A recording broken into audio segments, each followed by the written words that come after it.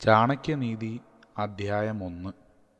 പ്രണമ്യ ശിരസാ വിഷ്ണും ത്രൈലോക്യാധിപതിം പ്രഭും നാനാശാസ്ത്രോദ്ധൃതം വക്ഷ്യേ രാജനീതി സമുച്ചയം. ത്രിലോകങ്ങളുടെയും അധിപതിയും പ്രഭുവുമായ ഭഗവാൻ വിഷ്ണുവിനെ ശിരസാ പ്രണമിച്ചുകൊണ്ട് വിവിധ ശാസ്ത്രങ്ങളിൽ നിന്നും സഞ്ചയിച്ചിട്ടുള്ള രാജനീതിയെ ഞാൻ പറയാം. അധീത്യേദം യഥാശാസ്ത്രം നരോ ജാനാതി സത്തമഃ ധർമ്മോപദേശവിഖ്യാതം കാര്യകാര്യം ശുഭാശുഭം. ഈ ശാസ്ത്രത്തെ വേണ്ടവണ്ണം മനസ്സിലാക്കിയ ബുദ്ധിമാനായ വ്യക്തി ധർമ്മശാസ്ത്രങ്ങളിൽ വർണ്ണിക്കപ്പെട്ടിട്ടുള്ള ശുഭവും അശുഭവുമായ വിധിനിഷേധങ്ങളെ അറിയുന്നു.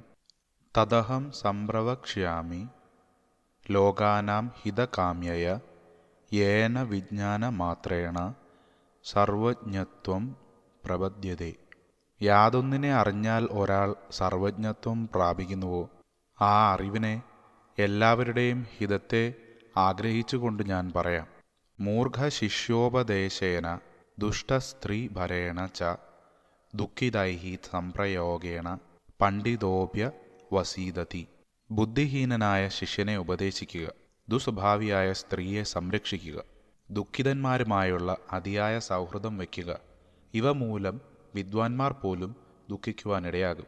ദുഷ്ടാഭാര്യ ഷഡം മിത്രം പ്രത്യശ്ചോത്തരദായകഃ സസർപ്പേ ച ഗൃഹേ വാസോ മൃത്യുരേവ ന സംശയഃ. ദുസ്വഭാവിയുമായ ഭാര്യ, വഞ്ചകനായ സുഹൃത്ത്, അനുസരണയില്ലാത്ത പരിചാരകൻ, പാമ്പുകൾ വസിക്കുന്ന വീട് എന്നിവ മൃത്യു തന്നെയാണ് എന്നതിൽ സംശയമില്ല. ആപദർത്ഥേ ധനം രക്ഷേത് ദാരാൻ രക്ഷേത് ധനൈരപി ആത്മാനം സതതം രക്ഷേത് ദാരൈരപി ധനൈരപി. ആപത്ത് വരുമ്പോൾ ഉപയോഗിക്കുവാനായി ധനം സൂക്ഷിച്ചു വയ്ക്കുക, അതിലും ഉപരിയായി ഭാര്യയെ സംരക്ഷിക്കുക, എന്നാൽ ഇതിലെല്ലാം ഉപരിയായി തന്നെ സ്വയം രക്ഷിക്കുക. ആപദർത്ഥേ ധനം രക്ഷേത് ശ്രീമതാം കുത ആപദഃ കഥാചിച്ചലതേ ലക്ഷ്മീഃ സംചിതോപി വിനശ്വതി. ആപത്ത് വരുമ്പോൾ ഉപയോഗിക്കുവാനായി ധനം സൂക്ഷിച്ചു വയ്ക്കുക. ഐശ്വര്യവാന്മാർക്ക് ആപത്ത് വരുന്നതെങ്ങനെ? ചിലപ്പോൾ ലക്ഷ്മി ദേവി വിട്ടുപോകുകയാണെങ്കിൽ സഞ്ചയിച്ചു വെച്ച ധനമെല്ലാം നശിച്ചു പോകും.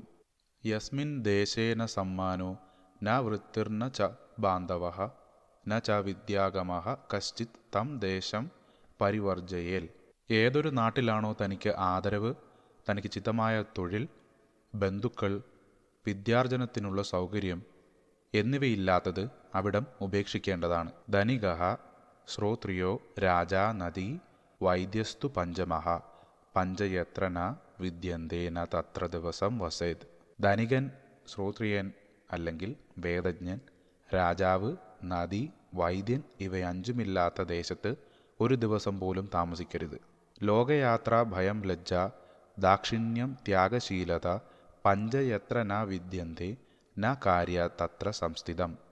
ഉപജീവനത്തിന് തൊഴിൽ, ഭയം, ലജ്ജ, ദയ, ത്യാഗശീലം ഇവയഞ്ചുമില്ലാത്ത ദേശത്ത് താമസിക്കരുത്.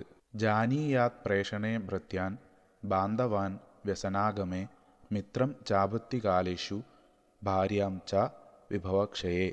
കർത്തവ്യ നിർവഹണത്തിൽ സേവകനെയും, ദുഃഖം വരുമ്പോൾ ബന്ധുക്കളെയും, ആപത്ത് വരുമ്പോൾ സുഹൃത്തിനെയും, സ്വത്ത് നശിക്കുമ്പോൾ ഭാര്യയെയും തിരിച്ചറിയേണ്ടതാണ്. ആതുരേ വ്യസനേ പ്രാപ്തേ ദുർഭിക്ഷേ ശത്രുസങ്കടേ രാജദ്വാരേ ശ്മശാനേ ച യസ്തിഷ്ഠതി സ ബാന്ധവഃ. രോഗം, ദുഃഖം എന്നിവ വരുമ്പോഴും, ക്ഷാമം നേരിടുമ്പോഴും, ശത്രുക്കൾ എതിർക്കുമ്പോഴും രാജകൊട്ടാരത്തിൻ്റെ വാതിൽക്കലും ശ്മശാനത്തിലും കൂടെ ഉണ്ടാവുന്നവനാണ് യഥാർത്ഥ ബന്ധു. യോ ധ്രുവാണി പരിത്യജ അധ്രുവം പരിഷേവതേ ധ്രുവാണി തസ്യ നശ്യന്തി അധ്രുവം നഷ്ടമേവ ഹി.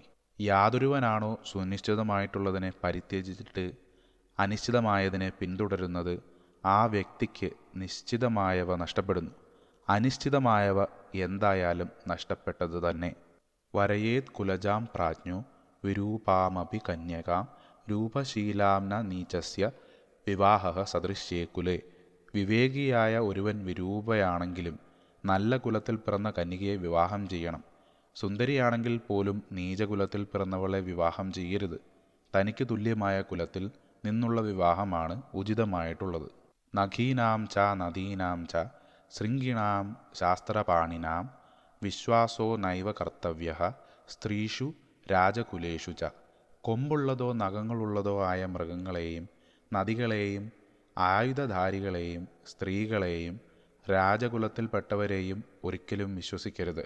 വിഷാദപ്രമൃതം ഗ്രാഹ്യം അമേധ്യാദപി കാഞ്ചനം നീചാദപ്യുത്തമ വിദ്യ സ്ത്രീരത്നം ദുഷ്കലാദപി.